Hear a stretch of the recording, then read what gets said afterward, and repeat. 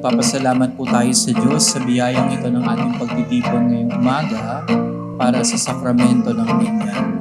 Every sunrise feels like gold. Another story to be told.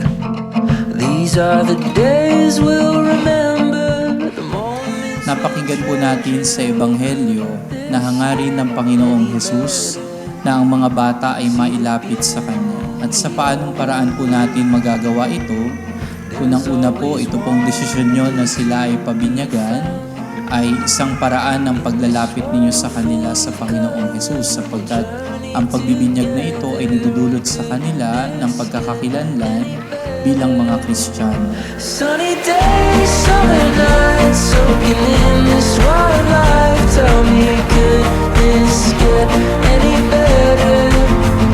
Open skies, open roads, every mile a new unknown. Tell me, could this get any better?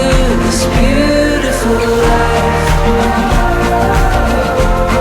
What a beautiful life. Sa kanilang paglaki, turuan po natin sila na magdasal, hubugin ang mga bata sa pagiging mabuting Kristiyano. These are the days we'll remember, the moment. Mabait siyang bata. Mabait at cute pa din. Sunny days, summer nights, soaking in this wild life. Tell me, could this get any better? Open skies, open roads, every mile a new unknown. Tell me, could this get any better? This beautiful life. What a beautiful life.